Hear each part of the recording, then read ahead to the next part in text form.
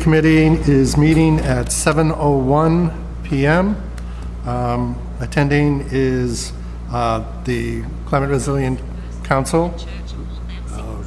Anyway, Mark Vidal, Trey Ficello, plus we have Priscilla Ryder and Ted Scott representing the operations of the city. We are waiting for folks from Black Swan Labs to show up. I think Audrey, I'm not sure if Karen's showing up, but Audrey's showing up. Did you guys see the prior? Okay. So Audrey and Karen are from Black Swan Labs. Are you guys, there's a lot of issues that are coming up. So one of the things I want to get straightened out actually ahead of time is basically when the next meeting can be, because I want to try to set up a meeting before the next city council meeting. Looks like August 4th is available. Maybe late the second week of August and then late the first week in September because of schedule constraints. What do you guys get? Are you guys available on August 4th? Trey? Asking me? Yeah, you and, Well, again, I was mentioning to you last night, if Yeah. if we're just exploring, I'd rather not, I don't want to just explore everything on the planet. I'd No. rather have a plan of action. right. So hopefully we find out from our experts, Yeah. you know, Well, I think the other thing I wanted to talk about with, I was talking with the solicitor, is it possible to do a referendum ballot on, on the 2027 election? And I want to discuss that within committee. That would be on August 4th, if that's okay with you guys. You good? Yes, Trey? Thank you, Mr. Chair. Yeah, August 4th can totally accommodate. I know September 1st, I will definitely not be available. Oh, that week, right? That week, I will likely be unavailable. Okay. That Monday and the... Yeah, not the Monday, but later on. I mean, Yeah. yeah, the first, but yeah, Gotcha. So you're saying you would like to do something later the week? So we can talk about that kind of later on, but Yeah. I will confirm August 4th. I'd be okay, so happy to meet let's again. focus, we'll be here on August 4th, we'll do that, and then from there we'll figure out cannot the do next. August 4th. You cannot do I have August. 3 appointments. Okay. Including the Board of Health, which is, I must be at the Board of Health. Okay, what about the 5th, which is the Wednesday? Wednesday, Friday. Mr. Chair? Yes, sir. August 5th would be a bit of a difficult date for me. I think I could make it work should we need to. I do agree with Councilor Vital, though. I think, Just also on the 4th, I would like to know that councilors go to it as well, but that's the first annual, hopefully, law enforcement national night out.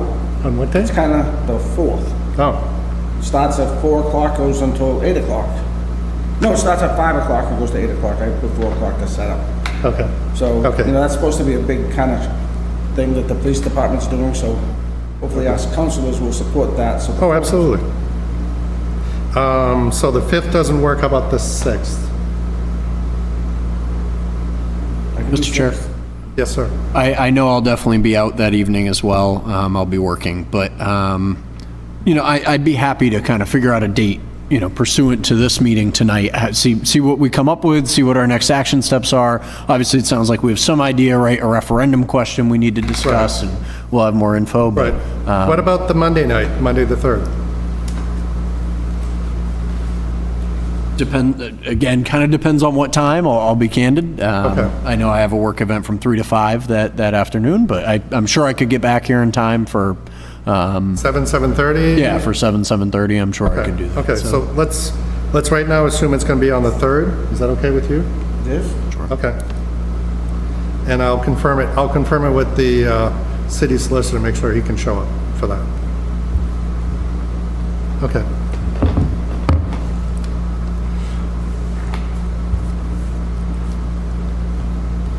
Okay, so as far as new business goes, there were two primary issues. The last two are kind of tied together. Katie Roby sent out a link to a presentation about climate law, and I was looking up some of this information. This is just cut and pasted from the descriptions. So basically, the state's introducing a new climate law standard that everything needs to be permitted within a year. And it must be started by October 1st. So there was a presentation that was done earlier. Did you see the presentation on this, or is this Priscilla, or? Yeah, we saw this presentation, we've talked about it in site plan review. This is an optional option, so the battery storage are allowed by the Dover Amendment, so they're allowed anywhere in the community. What the state is trying to say is if a builder has to go through a bunch of different boards to get approval, then they may want to do this consolidated process and get one permit instead of 3 or 4.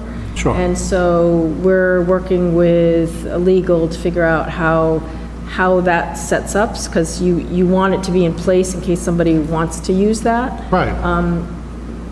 It may be that nobody uses it. It depends on, whether it's to their advantage or not. We're pretty quick at giving permits, so it's not a big, huge issue, Right. but, so.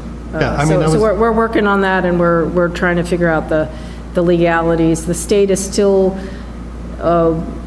figuring out some of the logistics on the safety aspects of what's required with battery storage. There is some fire issue that's related to them. We've had 4 or 5 companies come to the city already saying, National Grid has said they need some storage here in order to distribute. So we are already getting inquiries, and we've all said, the state still hasn't given us all the direction, so we're, it's a moving target Okay. at the moment, but we're definitely aware the site plan review committee's reviewed it. And Thank you for the process. update. That was much more than I expected to hear. there you go. Okay. I mean, one of the things that I noticed is, 25 megawatts of generation is like 5,000 solar panels or something stupid like that. I mean, it's an outrageous number of panels or something. And then, 100 megawatts of battery storage is, I think, multiple tractor-trailer, trailerfuls of batteries and stuff. But, okay, thank you for the update for it being in process, really do And the appreciate it. bigger ones are going to be issued by the state, and the smaller ones are going to be issued by municipalities. So they have a tiered system. Okay, so anything above 25 megawatts, power generation still has to be done by the state? I believe that's the case. I think the community still has some input, but Right. it's, we're still figuring all of that And out. below 25 megawatts is pretty much one process to be done?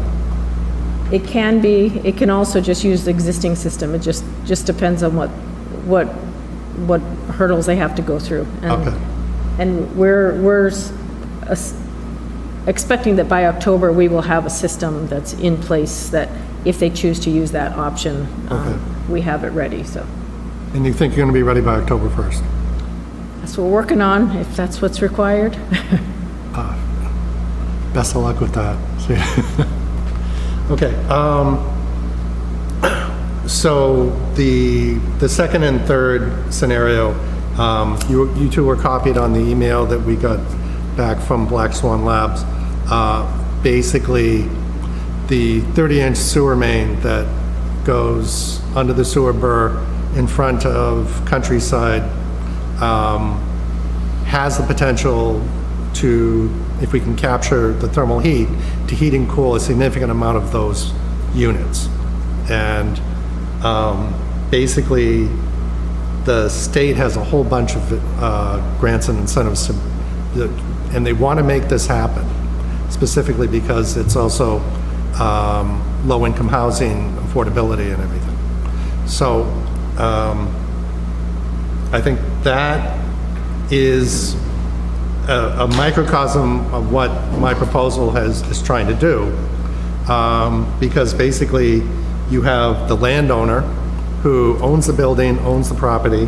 The tenant is basically renting, the building, unit in the building, and the opportunity is using state and federal grants, plus the city can do TIFs to help fund this, so that at the end, the landowner pays for a system to deliver thermal services to their tenants.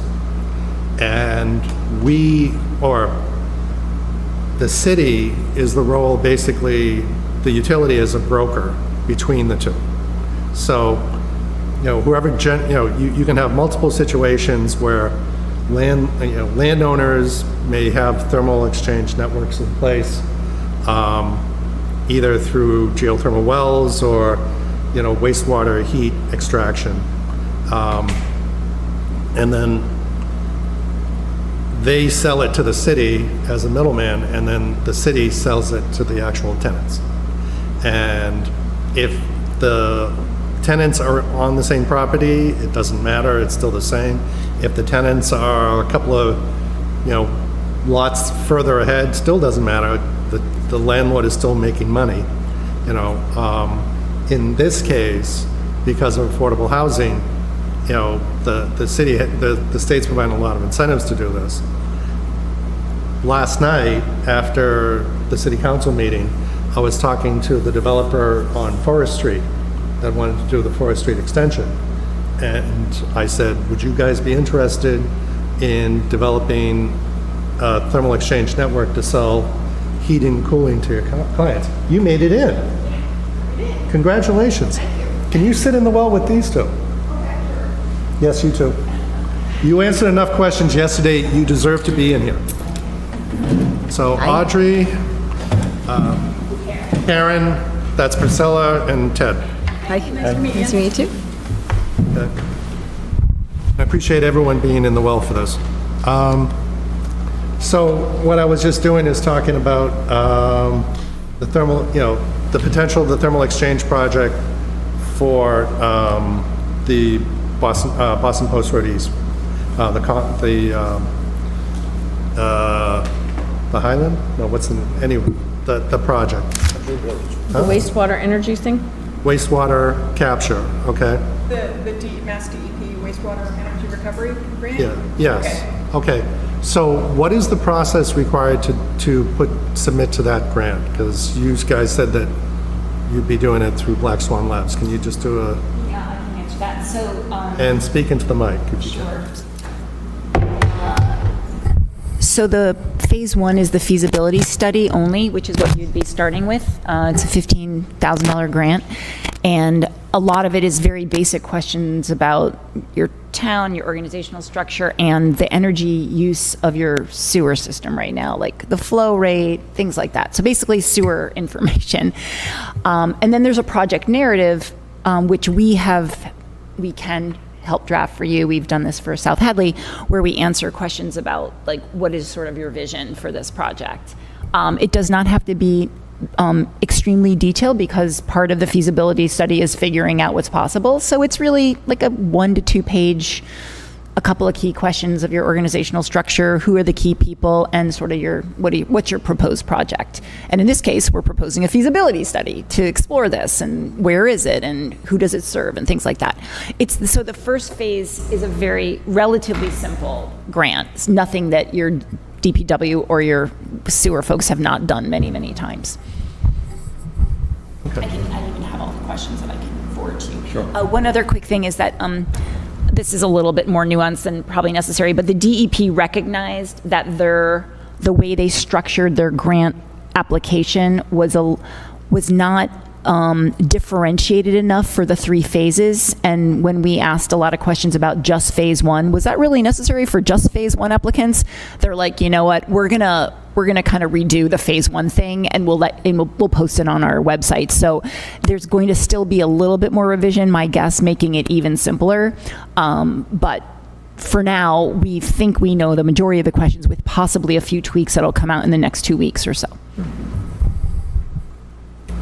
So the actual definition of the feasibility is phase 1 is to be determined in another 2 weeks or so before. The full details of what the grant will require will be definitive in the next couple weeks. I do think we know the majority of it now, but they might do a little nuanced tweaks. Okay. So one question I have, I looked it up before, but when does the landowner get involved with this feasibility? You said the landlord? The landowner. Landowner. So we can tell them early on, I assume. It's the site that looks like the best would be that affordable housing site on Boston Post Road. Right. So it would be good to approach them earlier rather than later to let them know about it and make sure that they're interested. But in general, most affordable housing tends to want to go towards clean energy and has a lot of mandates that they should do that. Right. Just to add, I think we could also be helpful there in maybe making a 1-pager of a narrative that would be attractive to make them excited about this, because there's a huge amount of benefits, and we can make it easy for you to articulate to them. I think a one-page narrative would be really good. So what were you going to say? A couple questions. Both the wastewater treatment facility and the development that we're talking about is within my ward. And the wastewater treatment plant is about a mile away from Country Village. And it took, like, I don't know, 40 years to finalize Route 20 and get it to a position where it is able to go without going 20 miles an hour between potholes. It's a great road right now, and I can't see my constituents being too excited about digging up Route 20 to put in a pipe for Country Village. That's not going to go over well. The pipe is already there and goes through the front of the property, so we can tap it within the property of Country Village. So there's no digging. No, the dig is on their property, not on the street. Okay. It would depend exactly where the sewer interceptor is, but assuming it goes to the side of the road or, that's where the dig would be, but we'd have to learn more of where, and potentially we know. Yeah. Ted, Sewer interceptor in that location is off the road. is that where the It's in an grinder is? It's in an easement. I assume it's in an easement. We'll find. Is that where the grinder is, or is the grinder further uphill? What's that? There used to, the grinder. I mean, there was this whole thing about the grinder that went on We're a, at the pump station's the pump station. further But- west. Further west. It is further west than that. Okay. Thank you for that. Appreciate that.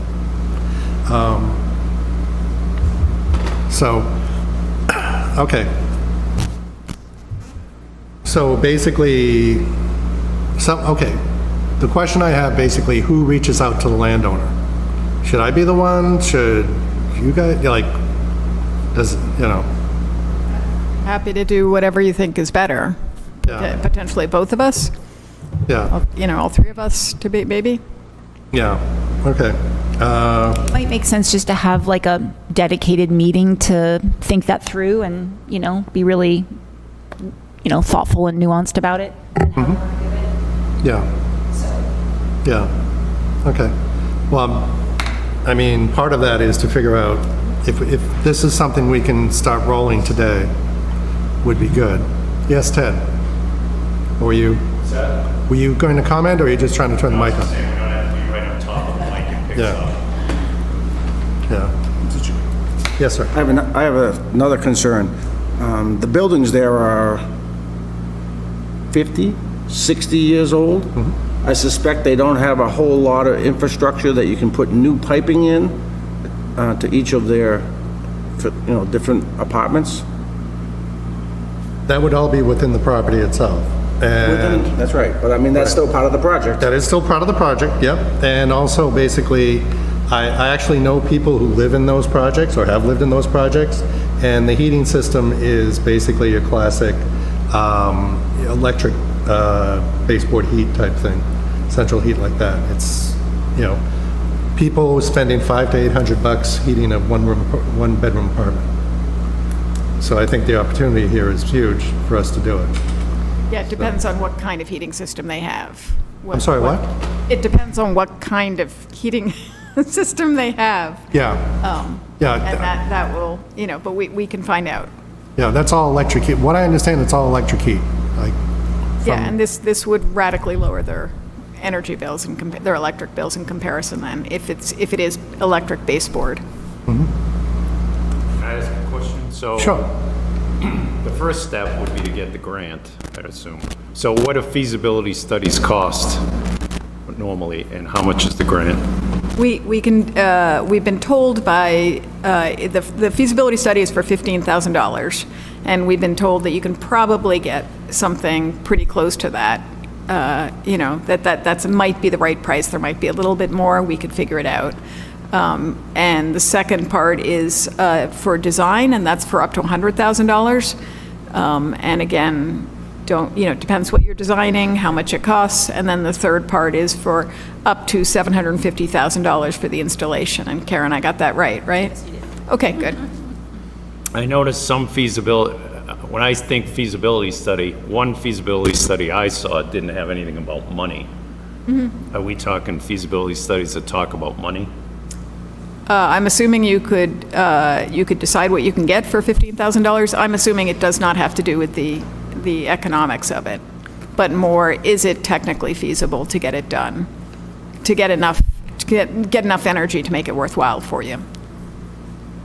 I mean, the one thing I've So my heard- only point would be, it's a feasibility study. If you're going to design, you gotta know what it's, to be feasible, is it gonna be cost effective? Yes, So otherwise, you don't go to the design, you don't spend Unless- money on the right. design, so. right. Right, and that always depends on how much you pay for it and at what sort of cost of capital and where the revenue is coming from. And so I think that would be one of the things that we can help with. We've got a variety of experts that will assist, including the ex-head of the Department of Public Utilities in Massachusetts and the guy who installed the thermal network in Framingham for Eversource, as well as the Center for Public Enterprise, who are looking into the economics. But it would be you all to make your decisions about what would be most attractive to you.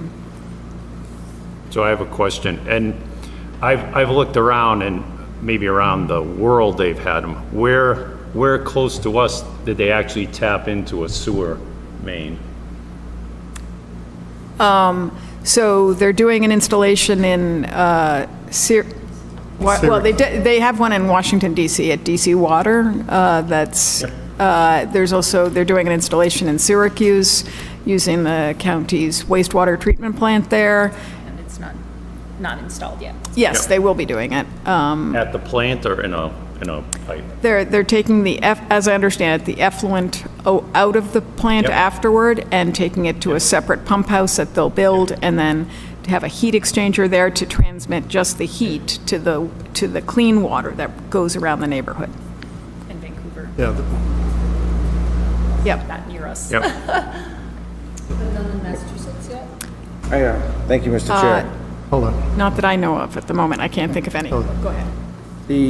I like to think long-term as best I can, meaning as a city, if this is a direction that we want to go in, what percentage of a capacity coming out of the sewage is going to go to this project and allow us to use other products? Because if it's as good as everyone seems to think it is, then there'll be other people who will say, hey, I want cheap energy too. And I'd rather, before we do any, it's figure out, what's phase one in Marlboro, what's phase two in Marlboro, what's so forth and so on. Are we gonna tap into the skating rinks? We gotta kind of get to an entire municipality plan for this and not just do project to project, in my opinion. So, hold on, Trey, you had your hands up too, so I'm gonna give it back to you. Yeah, I mean, please, Councilor Vital, I mean, if you'd like to answer his question first, that's fine. I'm also happy to jump in. It's a little off the beaten path from where he was going. It was more in terms of some of the existing projects that have already happened and just some questions I have around those, just to see kind of how feasible it is, what we're doing. Obviously, we're going to, ideally have a feasibility study, but I know I have some concerns about the Syracuse project and then the ones in Massachusetts that are not full thermal energy network systems, but rather district energy or geothermal networks, right? So just some clarifying questions there, but I defer to you, Mr. Chair, how we'd want to. So, one of the conversations we had at the beginning of this is like, Marlboro is a dense but small city, but not super dense. I mean, total population around 45,000. I think we're about 7 square miles-ish or something. How much? 25 square miles? More than I thought, okay. In any case, we can't, one option is like try in one place and grow, or figure out where there are opportunities within the city and leverage those independently, this being one of them. And then we may find some other ones, either, on Forest Street or whatever, of businesses that want to take advantage of this. And the business model to implement this is going to be very similar, and it's also very similar to like solar panels today, right? there was someone that has interest, they negotiate, eventually there's a project plan of what someone wants to get done. Either it's done through us, it's done through the landowner, or whatever, right? We work with them. If it's a thermal exchange through wastewater, that's one scenario. We can do a thermal exchange for heating from Fort Meadow, freeze the lakes faster during the winter. Or we could do geothermal wells and march with those and just keep on drilling to our heart's content, because that, that there could be thousands of wells drilled within Marlboro over decades, But the model still becomes effectively the same.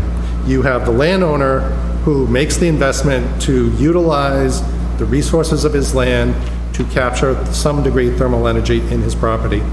He then sells it to the utility, which is the municipal utility. We're the middleman. Then the utility sells it to the end users, the tenants, or the property owners in other properties. So this may, this may become a scattered for first generation, where we got maybe over time a couple of different projects going on within the city, and then it just grows from there and expands. Most of the ones I've seen, the projects that are getting done, no one's really thinking about expansion, which I consider to be the biggest issue, because you gotta figure out how to fund the project, but also fund expansion. But that becomes more of an operations instead of a project-related issue. So, does that make it any clearer, or? I'm not sold on it yet. For example, we have a great open space plan that we have. I see this being a part of that. So we say, okay, South Street. If that's gonna be houses, we're gonna talk to the developer, because it's gonna be a lot more cost effective if we do it before the buildings are up. A lot more cost effective. Oh, absolutely. So if we look at some of the areas that developers, like, we're gonna get more, or at least I believe we're gonna get more housing down on Donald Lynch Boulevard. That's gonna happen, whether it's in the mall, whether it's, somewhere along Donald Lynch Boulevard, somewhere else. But that would be another great opportunity for the skating rink idea. Right. So I just see this being more, it should be more strategic, and not just saying, hey, let's go do this because it's a mile from the sewage plant. And Oh, it's not a mile from the sewer plant. It is a couple of feet from a 30-inch sewer main. And that's what the whole thing is about.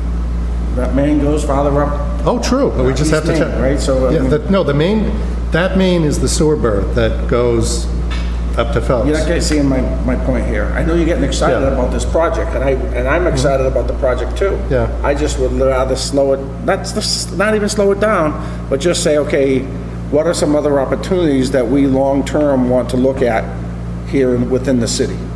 Okay. Is South Street one? Is Donald Lynch Boulevard one? Yeah. Other developments that we see down the road somewhere.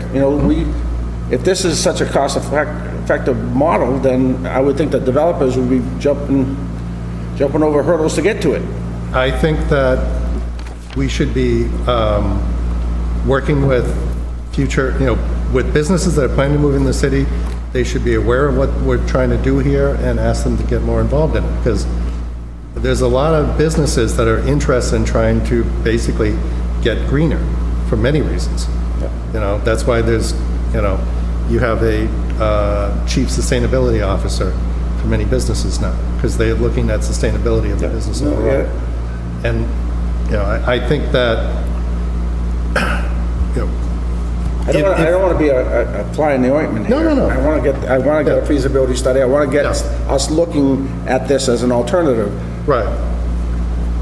I just want to make sure, like, again, back to my point, how much of the capacity from that treatment plant is going to be used for this project? I think And that are there should going to be be out other of projects the, that we'll be able to do? right. So it's every 1 million gallons per day of wastewater, you can get basically enough heating and cooling for 100 homes. So if you have, if you take 3 degrees of temperature off that wastewater as it goes by. And so. How many homes? 100 homes, 1 million gallons per day on average, not max flow, but the average. and you take 3 degrees of temperature off, you have enough temperature to heat and cool 100 homes.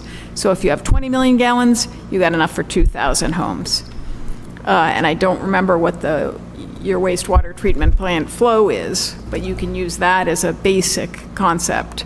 And then I would not forget the ice rinks also, which you've got just free shed heat that you could use constantly. So I would just, I'm really happy to go around and look around the municipality and suggest other possibilities, but I don't want to have you bite off more than you want to chew at this moment, or overstep in any way. We're happy to help in whatever ways you think is helpful. Right. Yes. So I just say, if we're looking at if they feel like this is the best look at the wastewater plus the disadvantaged place, I think the first step is let's get what information do they need from us? Okay. I would assume it's not a constant flow, so. Right. So what type of information you need? Yeah. We want more information on what the tap looks like. Is it a wet tap? Where's the tap in the pipe? Right. All How's the types of- thermal exchange gonna All things happen? like that. How does that work? And things like that. Go for the grant, see if you get the grant, see how much the feasibility study says. What does the feasibility study say? Yeah. I think that's where we are right now, so. Yeah. Okay. Seems So, wise. okay. I Thank would you, just add, to your point, Councillor Vitale, that I think it's great that you're looking at the big picture, and what it sounds like to me is you're saying, in terms of the whole town, where are the various thermal assets, and how can we, look at this 10, 15 years in advance and sort of have a big strategic plan. I think that's a great, just generally great planning. Well, I see this as a carrot for future development, right? Oh, I mean, if absolutely. they're taking this advantage, now we have other folks that may want to purchase land on Donald Lynch Boulevard that may not have wanted to do it originally. Right. Those types of There are things. loads of examples, very good examples of new developments with thermal energy networks that we could help you, we could provide you with all those And information. the too. closest one is Framingham, right? Well, I'll let Andrea, that's not a new development. Framingham is, it was building retrofits, and they're doing a second installation, a second loop that's being added on to Framingham, so they're already expanding there. But there are other new developments that do this, like Whisper Valley in Texas, or Markham, which is just outside of Toronto. So you've got 2 extreme temperature sites where it works really well. Mark, you going to say something? Yes, Mr. Chair, thank you. I've been looking over the grant proposal, and it looks like they'll give you for a technical assistance grant, as you noted, $15,000. And then after that, we'll wait for that. I think that's important to do the feasibility study or the technical assistance grant study. Then it looks like they go up to $100,000 for a pilot program. Correct me if I'm wrong. I think it's a design. The pilot design. And then after that, I read that they will offer, and I see this as just, there's a $5 million amount available within this grant, but $750,000 for construction is what I see in this notice Yes. from the state. I just forwarded to you, Mr. Chair. Thank you, I appreciate that. With that said, do you know how many communities in Massachusetts may be interested in absorbing this $5 million? Because, if we take $1 million from it, there won't be much left for others. Right, so I assume it's about 5 installations that will come out of this. And we are currently working with Boston Housing Authority to, take a look, as well as with South Hadley. And I assume there will be many other sites. So it's good to come in with a really good proposal and one that serves underserved communities, because that's what it says it's particularly interested in. And I understand why you're considering the housing down on Route 20 East. Route 20, yeah. Yeah. With that said, it sounds like, this is one of maybe many projects down the line, if someone sees it working and working well.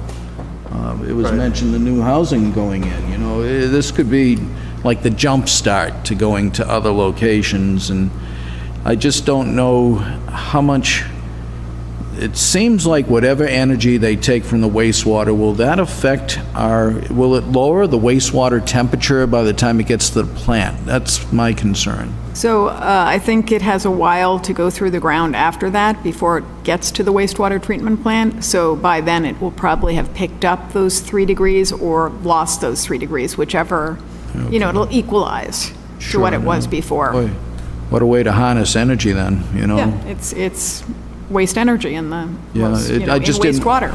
I wanted to make sure it didn't affect the plants, that's all. Yeah.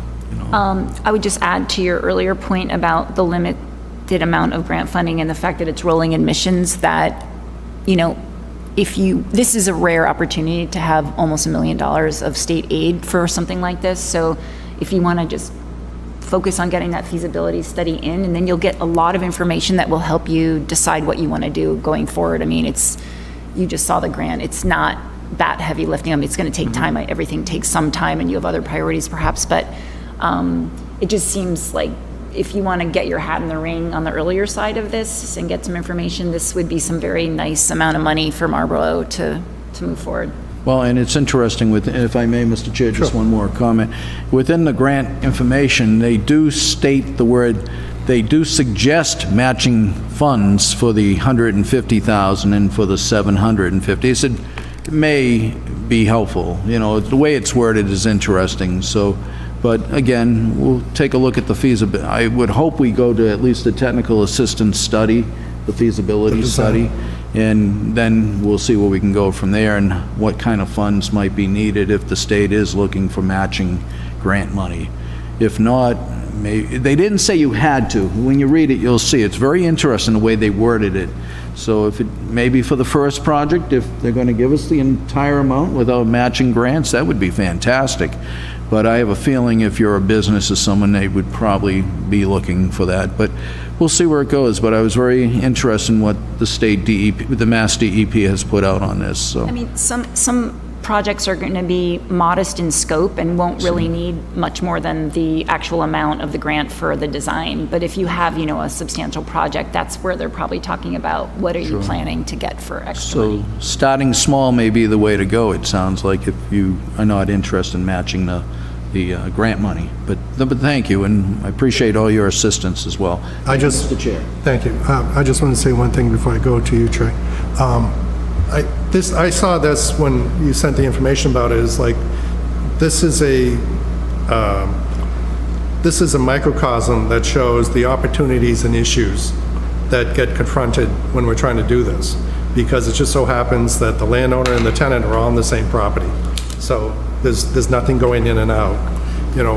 We want to be the broker in the transaction for, basically the landowner sells the thermal heat to us, and the tenants buy it from us, and we're in the middle doing the transaction, keeping everything honest.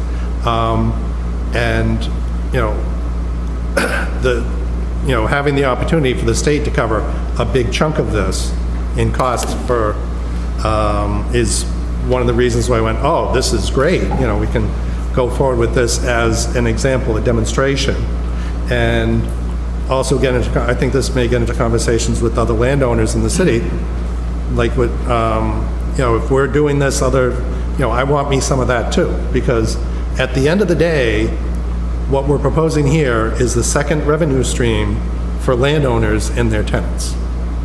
Or maybe their tenants, or maybe someone else, So, but actually, Trey goes next.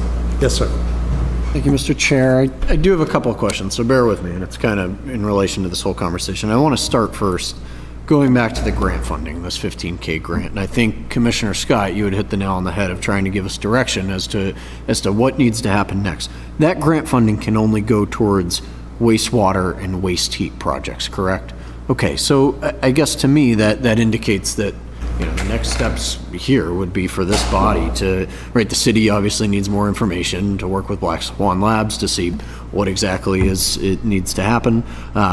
Then the grant is applied for. If we get it, we put together a feasibility study that is within the 15K restraint, right? We don't want to be going beyond that. I don't know how feasible it is to have a feasibility study, have $15,000 for something like this. So that's kind of my first, just kind of figuring out where are we going from here? Because I'm enjoying the conversation about Countryside Village and some of these other places, but I'm struggling to find where funding's coming from, right? The TIF would imply we're creating jobs. That's not happening. I don't see how the city could finance a TIF for something, geothermal at Countryside Village. I'm struggling with some of these other projects as well, just in terms of Donald Lynch Boulevard and with the highway over there in 290, right? How are we going to be operating with the state? So I want to have some focus on what monies are available and what can we do given the future. So long-winded way of asking, it sounds like the grant funding really should be for a wastewater treatment plant, like a wastewater or waste heat,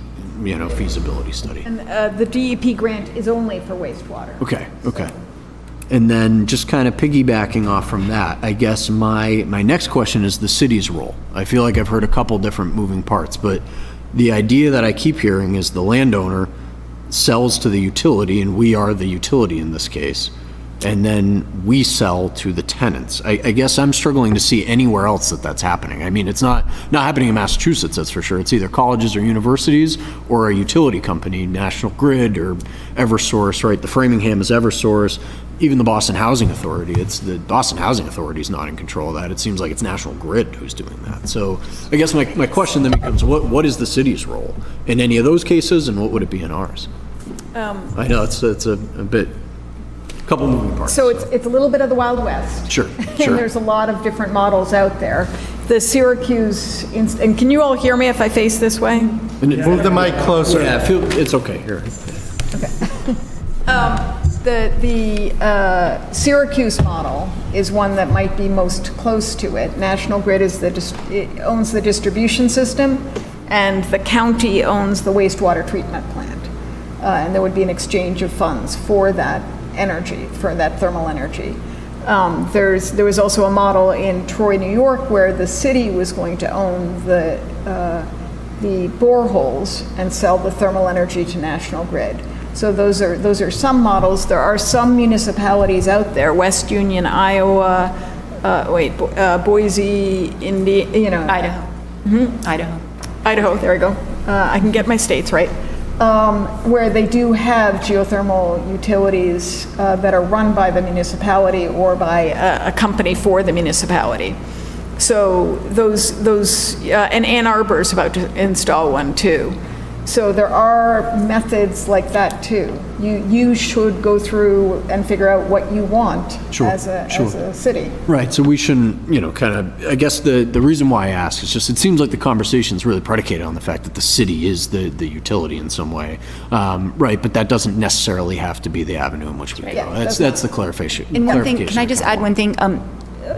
Councilor Doucette, you are often saying the landowner sells, but in a sewer-related system, the city is the sewer. The city has the temperature. There's no landowner involved in that system per se. The city owns the sewer. The city is selling the thermal energy directly, basically, to whoever's distributing it to the building. So in the case that Audrey was describing, in Syracuse, they're selling it to National Grid, and National Grid has a distribution system. If it's all within the city, it never goes to a landowner. Now, the borehole question is a different Yeah, question. so the way I thought about it is at least the wastewater thermal systems, someone pays to build that system. And I'm assuming the landowner would in the case of the projects, not the city. And if the landowner pays to build the system, then he gets the revenue from the system. I would assume that, and I think this is something that is an interesting question. I would assume if the city owns the sewer and provides the thermal energy, then the city would get revenue from that.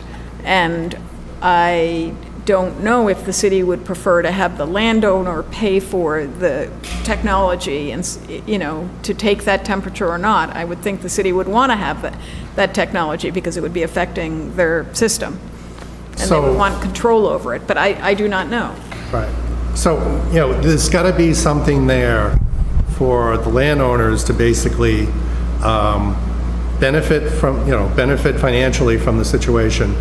And also, if the landowner pays for the system, and they're a for-profit corporation, then they can take all the tax deductions that they can, where the city cannot, you know, so I think when it, either with wastewater heat or geothermal wells, property owner pays for the systems. And at the end of the day, the wells are owned by the city, and at the end of the day, the wastewater is also owned by the city. But in both cases, the landowner makes money because they're the ones that put together the system to extract the energy. I think you could do it in many, many different ways, and you might think of it as somewhat similar to the electric system, that there's the distribution system, who does the generation, and then the consumer. And so if the city owned the wastewater, it would be akin to owning the battery. It could install the distribution system and sell to the customers, and then take that revenue too, or it could be that in a lot of the installations across the country so far, the boreholes, when boreholes are used instead of wastewater, are in parking lots owned by the state or municipality. Yeah. And so maybe under those circumstances, again, the city has the battery, right, or the solar panels, and then is selling into, this could be parsed in 1,000 ways. It depends Yeah. on what the city wants. I'm not saying that this way, the way I'm proposing is the exclusive way that it's going to get done. But I think that the landlord, if we can have the landlord pay for as much of the system as possible, and then basically he gets the incentives, the feds incentives, the state incentives. If we can provide city incentives, if the tips don't work, the tips don't work, or at least figure that out. But at the landlord basically owns the systems, and therefore they get value from that, from owning the systems. Whether or not wastewater heat is marked at the same price point as, geothermal wells, boreholes, I don't think so, because, again, it's like, they're extracting heat from our water, so it shouldn't be as much as a geothermal well, but there should be some compensation, because they built the system. I could be wrong, but it could be that the underlying concern for which that might be a solution is, how do we pay for this? Yeah. And you're thinking, well, if the town can't afford to or doesn't want to pay for it, we want someone else to be able to pay for it, like the landlord idea. So one thing just to consider is, as Audrey has mentioned, we are working with some super duper good experts on sort of different modular ownership models, different financing models. So I think the question of how do we pay for it is a really important one, and keeping an open mind about the variety of ways that best suits you. And evaluating them all would probably be just a good exercise when you get to that point after the feasibility study. And we're happy to have a good, strong sit-down meeting with our key people on that. And will the So- feasibility study provide sort of those different options so that they would look at that stuff? It won't be financial, it'll be Okay. technical. So Just the technical. feasibility study will just say, is this feasible, in the way, but then that next step would be figuring out a model that would work. Exactly, yes. Okay. Okay. Okay. Anything else? I have a curious Hold question. on. Trey, I saw Trey's hand first, sorry. Trey. Thank you, Mr. Chair. Just real quick, I guess my my major concern here is that I look at like the Boston Housing Authority Franklin Field project, I look at the Framingham project. Seems as though like the municipality, or at least Eversource and National Grid, came into this with a very specific vision of what they wanted to do, right? In Framingham, it was they wanted geothermal to actually dig boreholes and try a little pilot program. Seems like with Boston Housing Authority, they had aging gas boiler system in pre-existing buildings that they had identified. I'm worried that we're a lot of moving parts here, right? Like we're not looking at one specific thing as a group. And I understand that it's hard to, right? There's a lot of things going on, but I guess because of that, I'm concerned about putting funds one place or another when we really don't know what direction we want to be going in. So I guess my question is for Black Swan Labs, is there a way in which you folks apply for this grant and kind of tell us, you know, hey, we did a feasibility on, for example, the grant funding for the wastewater and waste heat, and then come back and say, this is what the report says, this is what it is, you know, you guys take with that what you will, or is that not kind of part of this program? We're not eligible to apply. You have to be a municipal, basically a DPW or a water treatment plan or something like that. Those are the only folks who are Yeah, we eligible couldn't do that. for- We would have happily done that for you. if we could Sure, have. sure. And I will say that I worked, so we brought this idea, when I was at HEAT, a different nonprofit, we brought this concept to National Grid and Eversource, got them to agree, then we found all the sites for them. And it wasn't like the sites were, you know, knew that they wanted boreholes. They just wanted to, you know, go towards clean energy. Sure, but they came to that through you folks in some way, right, outside of grant funding and feasibility, but they worked in partnership with you, I'm assuming some kind of agreement between the utility company and Black Swan Labs. I guess, I don't know, my trying to figure out where do we go from here is really what I'm trying to figure out. And you know, just, I suggest exploring the different options until you find options that make you happy. Thank you, Mr. Chair. Okay. I just, Councilor Bowden. this is more towards Ted. We're in a unique, I'm always looking to make money rather than spend money. We accept wastewater from the town of Northborough, and we treat it in our west facility. Can we sell back their wastewater for a thermal project in Northborough?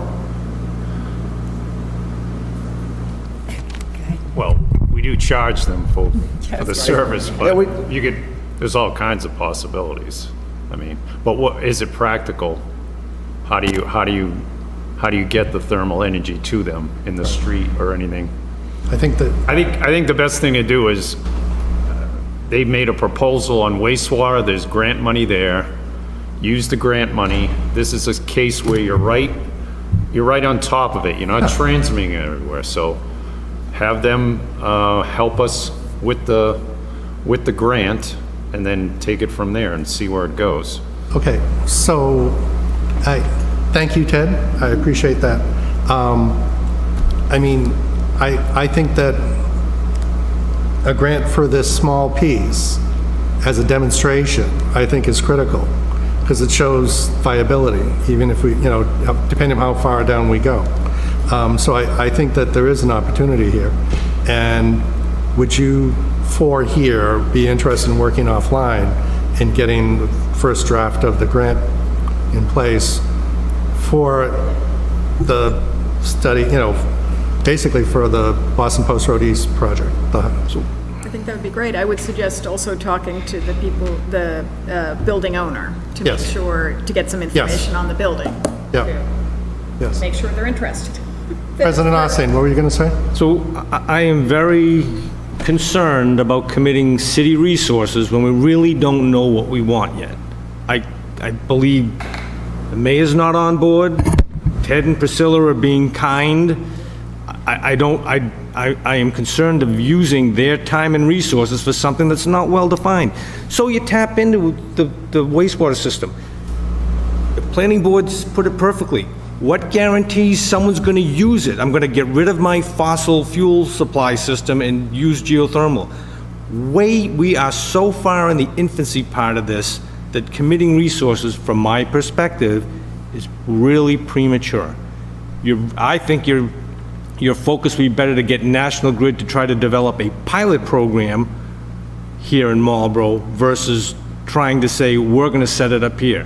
Because I'm not going to support city resources going after this when it's not well-defined. We've had 2 meetings for 2 hours, and we're going to commit a whole bunch of city funds. He's not going to approve it, all right? I appreciate what you're doing. I just think what you want to do and what the real benefits are not well laid out. I hear a lot of, if the landowner does this, and if that, well, ifs are great, but you're committing city resources, and they're at a premium right now, and I want you to be very careful what you're asking for, because I don't think we're ready. This, to me, needs a lot more discussion.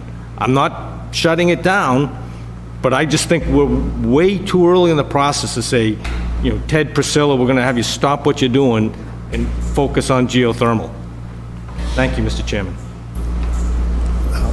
I'm not saying to drop what they're doing either, but I think that in this case, you know, there's an opportunity here to do research, and the feasibility study money is out there for us to take advantage of, and Black Swan Labs is willing to write the feasibility study.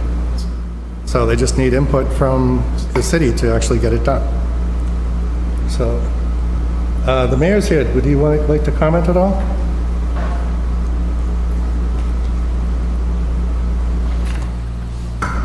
You remember how it works? I do remember, yeah. Thank you, Mayor. Thank you, Mr. Chair. No, again, I watched the first meeting, and now being here at the second one, I have a lot of questions, and I think everyone in this room has a lot of questions as well, and they're not there yet. My concern is, my job is to protect the city, and I think if we go out to this countryside village and start talking to them about it before we have any of these answers, it's not a good look for the city overall. They're going to have the same questions as we are. My first initial question is cost. We can talk all day about what this means in that regards, but there is no cost affiliated with that. I think we're consistently putting the cart before the horse with this process, and that's concerning to me as well. I wrote a support letter to Black Swan. I was happy to do that regarding what we can do for the next step. I think we're 3 steps ahead. I would like to know what the feasibility study will consist of, what that means, and then take the next step before we start reaching out to all these different individuals, because I don't think it's the best look for the city when we don't have these answers that they will have for their questions.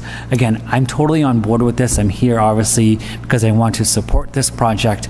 I'm open to the project. I just don't have the answers to move forward the way that I want to, and to utilize the department heads, I think, is a little premature as of yet. I'd rather Black Swan do what they need to do to figure out what actually can be done, and then have this committee come in and discuss the possibilities and utilizing their valuable insight to see what the next steps actually are and what actually is feasible from the feasibility study. Again, I just don't know why we're meeting as of yet before the feasibility study and what that feasibility study could pertain. Well, I see the feasibility study contained whether or not it would make sense to do a project like this, for this one in particular, because the money's available for a specific type of project that, you know, would fit within the scope of this overall project. But what is that project? We've talked about different scenarios between Donald Boulevard to the Sports Center. This one in particular is only for the Wastewater energy. Correct. So why aren't we focusing on that? You know, I think there's a lot of conversation about everything else but that within the last hour that we had. So I think that we just need to focus on that project and what that entails. What are the pros? What are the cons? How much is it going to cost? What are the possible costs to the city? What's the liability for the city? What's the liability for the treatment plant? Those are the questions that are not being addressed tonight, and I think that's where the concrete needs to happen, so we can, where the rubber hits the road. Again, that's just my take. I don't feel comfortable moving forward unless we have an idea of where those answers are coming from. So I believe, and I'm sorry if it's been confusing, most of the time we've been talking only about the feasibility study for the wastewater energy recovery at that site, or at least that's what I thought we were talking about. There is the possibility of many other sites and further possibilities, but my recommendation is you look first at the grant, which is free, and takes just a little time to file for, to find out if it's technically feasible. And that along the way, you talk to the owners of the building to make sure they're interested. And I'm happy to do that, and we can do it as separate from the city if that makes it better. But many housing authorities, low-income housing authorities, have mandates that they have to do this, and especially if it would save them money and their residents money, they're very interested. And so this might be something that helps the low-income housing authority. At the same time, you try out the system and begin to figure out what models might work for the city, if any, for further expansion of other possible thermal networks, if you want. It's a way of stepping in slowly and trying it out with very, very little risk. You okay, or? Yeah, I mean, I still don't know how the energy is going to be transferred to there, the cost that's affiliated with that. We brought up a TIF, that's not going to be possible. Yeah. So again, I still don't think that if you go to this individual or the owner, they're not going to understand the actual process as a whole. And I think that it's a little too premature. So another option is to not talk to the owner, just find out if it's feasible. Correct. And then if it's feasible, Right. then you have an initial conversation. The owner may say, I'm not interested at all, and then you did the study and it's feasible and they don't want it, and that's fine, that's just the end of it. Or the idea. Which that makes So sense to that could me, work you know, too. like, Sure, why if do you're we more have to, comfortable why with do we that. have to have an actual Yeah. location already determined when we don't know if it's feasible? And the as of other, yet? the other thing that you don't need to know now, because we don't even know if it's technically feasible, is what are you going to do to pay for it? That's a Correct. whole nother conversation before you consider applying for a design. Right. We would have that conversation with you if it turns out they're like, this is very feasible and these are all the benefits, and you all get excited about it. Correct. We would spend a lot of time trying to answer that question. How do we pay for this? How does it make sense for this city? And we have some key experts that we would bring in to support you if you wanted us Right. to. And then only if you decide that it makes sense would you then consider taking the next step for the design phase. Right. And that's even before like the installation phase. You have multiple like Right. sort of guardrails along the way Yep. to Right. decide whether you want to keep moving forward. And- This and is I- not a huge commitment at this stage. Correct. It's just let's get the information to even know if it's technically feasible. Right, That's and through you, Mr. Chair, I think that makes the most sense. Like, is this even feasible? Right. And then if so, we can talk about this all day long or all night. It's great, but until we know what this feasibility still is, and I think that's where we are. And I think That's where we that's why it's, I don't, again, to put the cart before the horse when we don't even know if it's feasible. Absolutely. You know, and again, the cost could determine how feasible this Exactly. is. So we could be talking $1 million, or we could be talking about $10 million. We don't know until we initially get this. And just in terms of the council over here's concern about putting resources in now,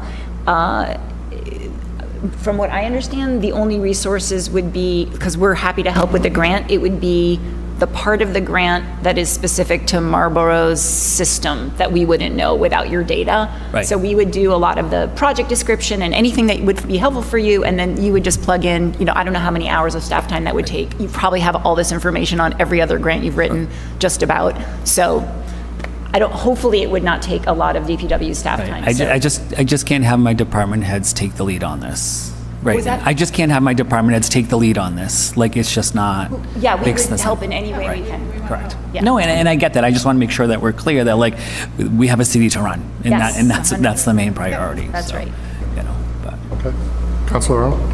Well, I will agree with the mayor here that I think we go for the grant money, the technical study grant money of $15,000. Appreciate your services to offer our DPW commissioner the time he needs to do his job, especially during the snowstorm season.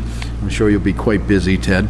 But I'm anxious about this. I've read that Germany's going to have 20% of their energy based on wastewater transitioning of the thermal energy transitioning, 20% of their country. And I am tired of paying for fossil fuel to fuel my home, fuel my vehicles. We are in a dilemma in this country. I'll make that statement. We don't have to go any further than turning on the national news. And you'll see fossil fuel is not the way to go. And I'm excited about this project. At least let's do the feasibility study, as the mayor just recommended. Let's not in any way take from our department heads. They're busy enough. And I will commend Councilor Doucette for starting this process. Thank you. Thank you for that. So okay, if we're going to do a feasibility study for this project, how long do you think Black Swan Lab would take to get a preliminary draft done? Could probably do it next week. Get to you by the end of the week. And it takes about a month. The DEP says it'll take about a month for them to assess the grant and Right. decide. Okay. Is there a deadline? And good for the news grant? is that I just was on a call with the grant, and they're going to do a collection of grants at the same time because they want to compare them and have them in different parts of the state. And so far, they haven't gotten any grants. So we're not late. That's the good news, because, there's very limited money here. So we're on the early side, Right. and so that's good. Okay. Let's see, if Thank you. we were talking before the meeting of doing next climate resilience meeting on August 3rd, which is actually That's a Monday? Board of Health meetings from 6:30 to 7:30. Can we do a meeting at 7:30? I think the next meeting should be based upon whether or not what the feasibility says. She said in about a Comes back. week, but yeah. Right, but it has to be submitted, correct? No, well, it's got to be submitted by, the feasibility study has to be submitted by the city, right? No, there's not a deadline for Huh? It's rolling. Right, but who submits the feasibility study? Oh, officially, someone from your town has to Has to be submit it. from the city. We can only help because we're not eligible as a nonprofit. Right. Okay. And the question is, do we want to review it before, because it's going to be submitted from the city, so I expected that we would at least want to see it. Sure. Yeah. Well, if I can interject, we'll get what information it is, we'll have the grant, we can email it around for comment, come down, and then we submit it, like we do all our other grants. Yeah. So just run with it, and then you guys, when you get the grant, when you get in a draft of the But we'll grant. email it out to everybody Yeah. for comment Okay, before we send it out. Right. okay. Whoever, you can tell us whoever you want to put on the, Send it to the city council too, but yeah. Yep. Right. But kind of- Mr. Chair, Yes, sir. I'd like to make a motion that Yes? Blackstone puts together the grant application up to and including, well, up to the specs that you will need from the city. Someone from DPW will fill in the blanks that are needed on that application.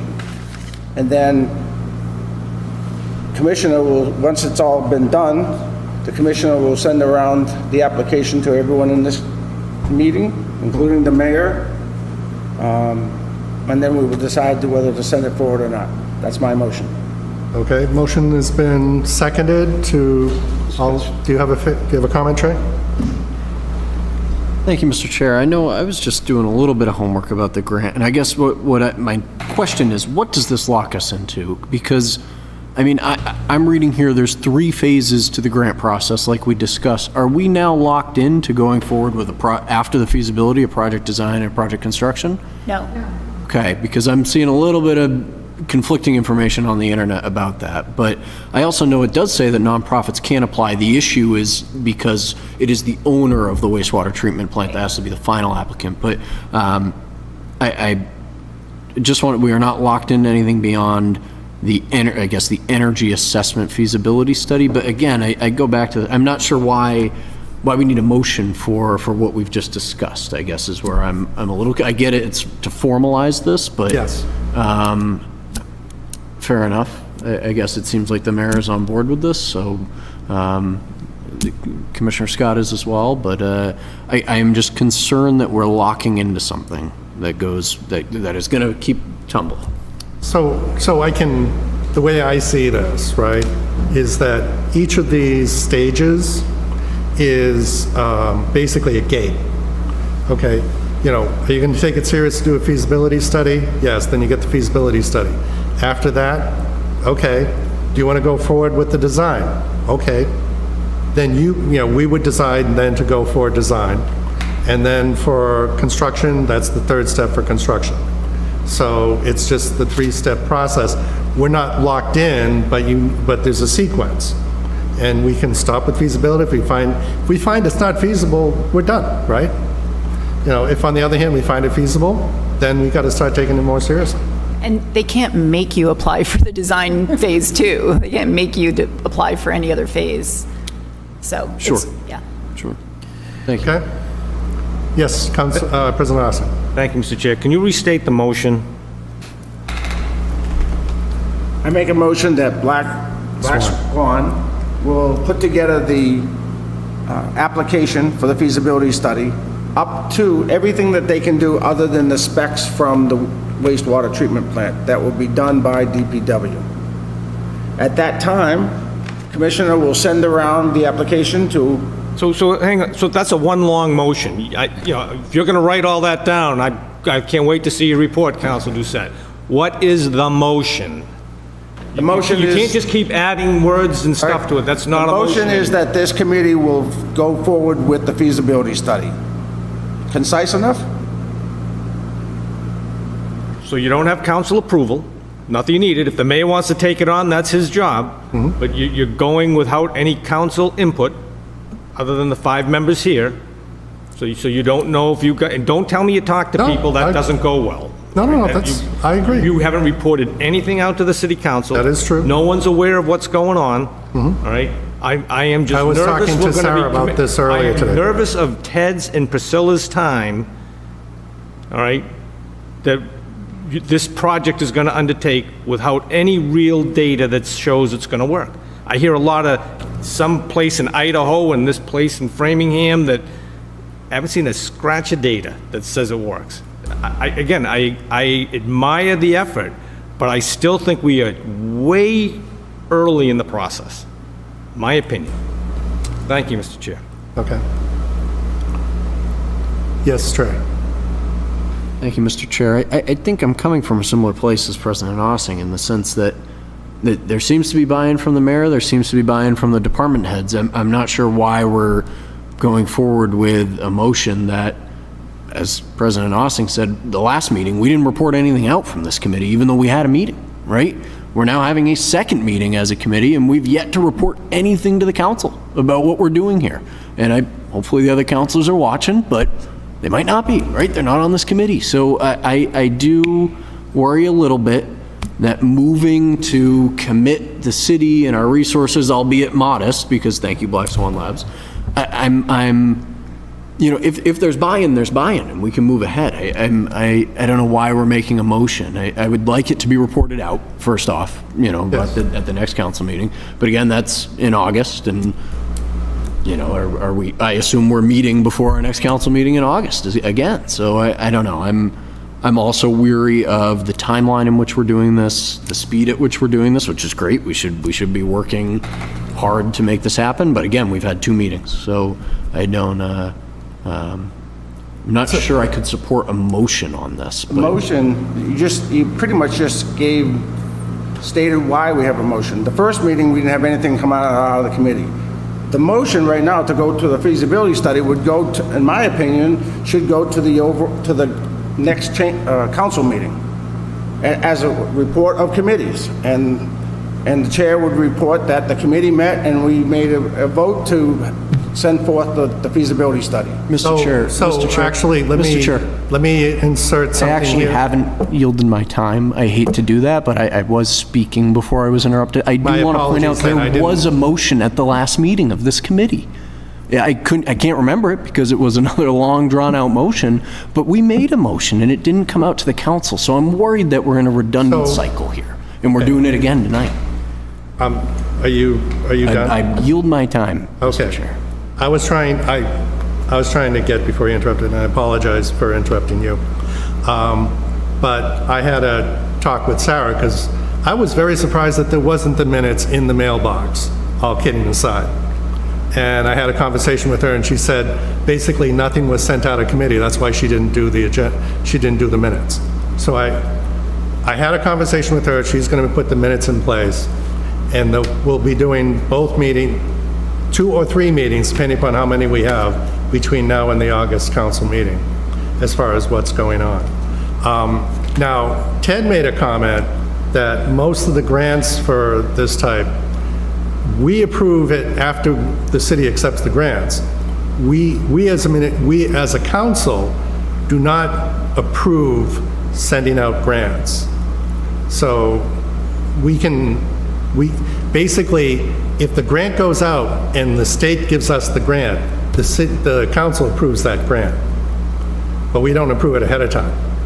So I don't think this vote has to go to the council, nothing personal, to be voted on, to be accepted.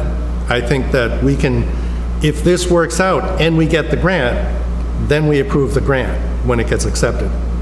Yes, President Ossie? motion, just tell Black Swan to go do something. Okay, There's no motion. okay. You guys want to continue then on doing that? Mr. Chair, I retract my motion. So moved. Thank you for the clarification. So I actually think that we spent a lot of time in the second two bullets, which is exactly what I wanted to do, as far as what is going on here, because I think at the end of the day, you know, this project in particular is a small project that can demonstrate what we're trying to do throughout the city, but it's just a small space to do it in. And we'll see how far it goes down the path, as far as that goes. The old business, we never really got into, but basically, you know, what other funding there could be for feasibility for these types of projects. I mean, you guys do a lot of grants and stuff, and keep an eye on what sort of state grants there are that are coming in. What is out there, or do you see any other types of grants out there for these types of efforts? I mean, Ted or Priscilla, you guys know of any other grants or things that are available? We can look. I don't know of any personally. We did help, it looks like in the environmental bond bill, there might be $15 million to do installations like this. But it has not yet been approved, should be approved potentially sometime this week. Okay. And the state does have, we're a green community, we have fund, you know, sometimes there's funding there, there's Lead by Example, the DOER has funding in. There's a variety of grants that, you know, when they seem feasible, you know, we talk about it, we decide what makes sense, and we talk to the mayor and decide what makes sense to apply for. The geothermal stuff is new, so, you know, the Lead by Example is a grant that's kind of like, if you want to, you know, do pilots or do something like that, it's there. I don't know how much money it's there, but. That's DOER? DOER, yeah. And just to add that the governor recently announced a build mass revolving fund that would be potentially very helpful for borrowing money at very low interest to build these kind of infrastructure projects. A big chunk of it is meant to be for clean energy projects, so that's another source. And also, state revolving fund also can sometimes be leveraged if you're doing something else with your sewer system.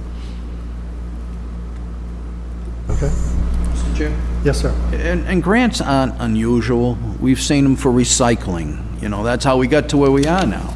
You know, we see a lot of grants coming from the state because they see the initiative to start getting cleaner energy, start reducing our waste cycles, state revolving funds. Thanks for our sewer and water, you know, it helps us there. So this isn't unusual. So I would support us going for the 15,000 for this study, this technical study, as a minimum. But I would support it when it comes back to the full council. Thank you. I'll look into the Lead by Example. That's actually good. The other two bullets on the bottom, this is just stuff that were brought up.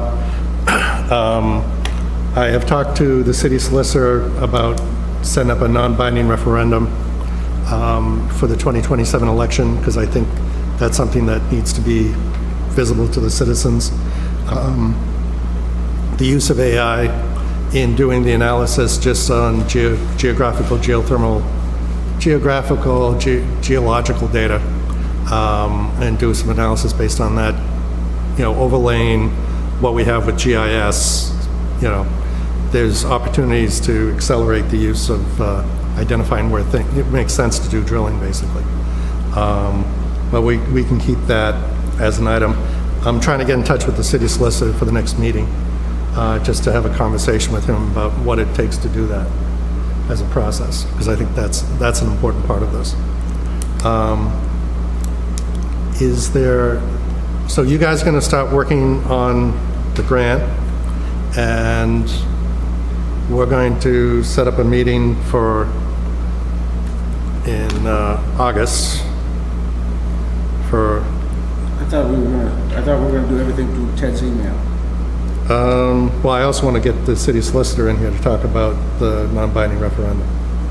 Mr. Chair, if I could interrupt, I would really prefer not to continue to use city resources until we get an understanding of what the feasibility entails. Okay. And that way we can have a further dialogue and incorporate how we can move forward.